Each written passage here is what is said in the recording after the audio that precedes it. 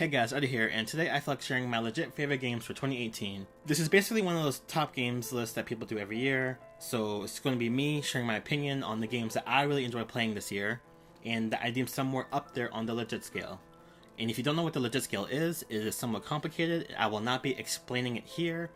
Maybe there'll be a feature on it or something in the future to legit explain it, and that's where if I ever do a legit review type video series thing, I don't know.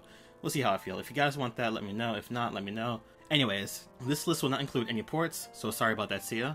And we'll be going through the games in no particular order. I'll just be giving some of my thoughts on the game in question, and we won't be explaining what the game is, because it's 2019 soon, or it's 2019 now if you're watching it later, I don't know.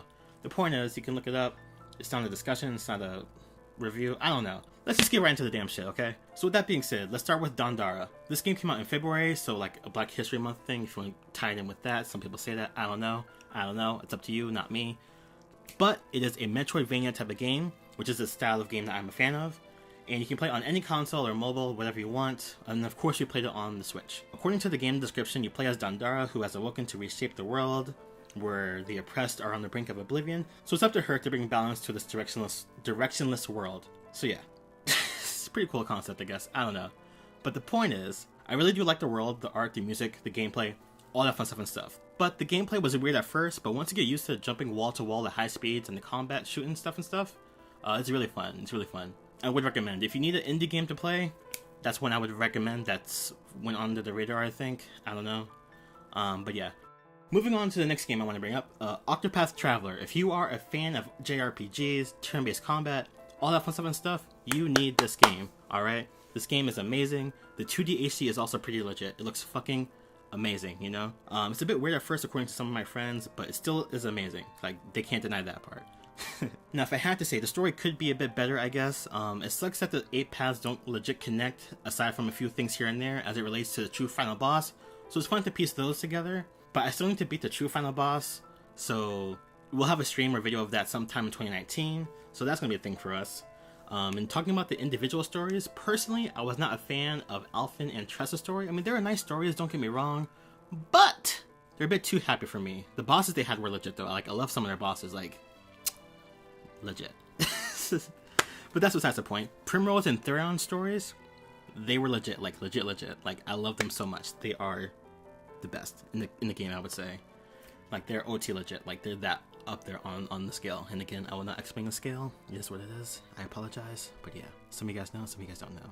But moving on, while on the topic of JRPGs, Xenoblade Chronicles 2 Torna the Golden Country.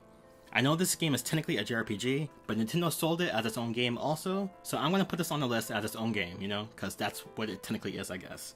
And it takes place before the main events of Xenoblade Chronicles 2. If you love JRPGs, all that sort of stuff, buy it. I love the anime type style, the artwork, the comedy, the story, all that fun stuff, like, I love it. But yeah, since you guys know I love JRPGs, I could be a bit biased towards this when it comes to these type of games, but it is what it is, you know? Like, I highly recommend this game. Go buy it. If you buy this DLC as its own thing, you may be tempted to buy the main game, which I guess would be the goal, I guess. But yeah, it's just a JRPG, so you're gonna get like a good 70 hours of gameplay on average. That's how I time with my playstyle with it. I don't know. But yeah, long story short, great game. Go buy it. Go check out the gameplay. Now, next we have Marvel Spider-Man. One of the main reasons I bought this game is because it reminded me of the Spider-Man game that was on the GameCube, which was a really fun game. I had tons of fun with that. Played the game for hours, just swinging around. Like, it was really fun, you know? And this game reminded me of that to some degree. But other than that, the game looked legit, and it was legit, you know? I don't really watch the Marvel films or films in general, so the stuff people say about getting tired of the Marvel formula didn't apply to me. So like the only Marvel film I really watched, like actually watched, was Black Panther, and that's because I was supposed to, I guess. And sure, the combat gets repetitive, but for a game like this, it's a bit expected. But you can at least mix it up and change your abilities a bit, so that's kind of cool. That's all I really have to say about that. It's a great game. It's like watching a movie. I mean, it's Marvel, you know? So, it's pretty cool. I liked it. I liked it a lot.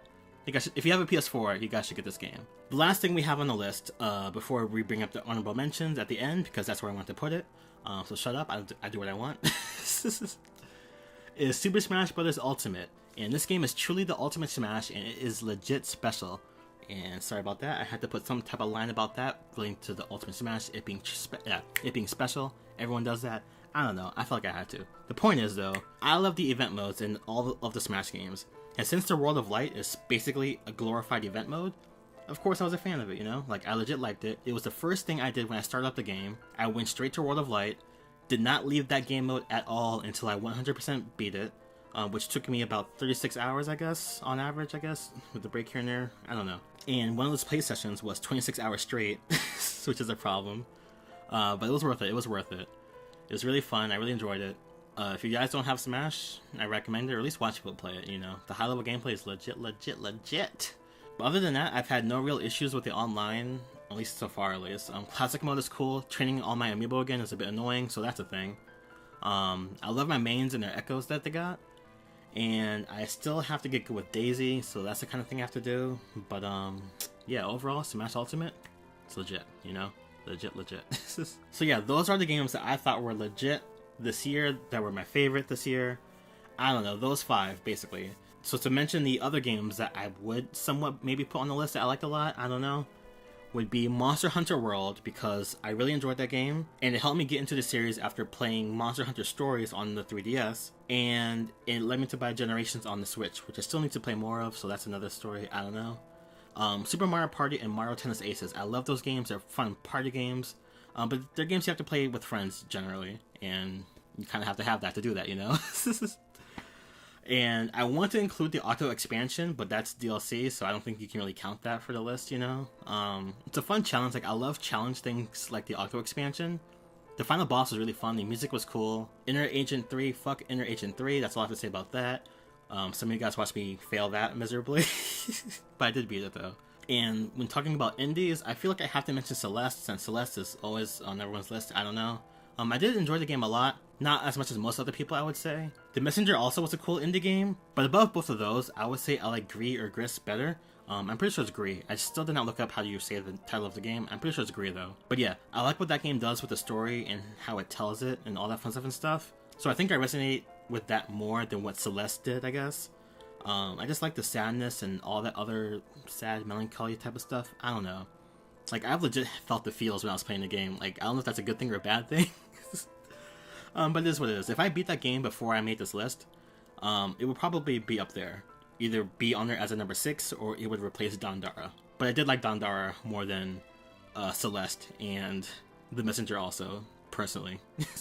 That's why it's on the list, you know? But yeah, that was Edo's legit favorite games of 2018. If you think my list is legit, let me know. If you think my list is legit trash, let me know. I hope you enjoyed the video. I can't wait for all the games to come out in 2019. I will see you then. Keep legit. I'm out. Peace.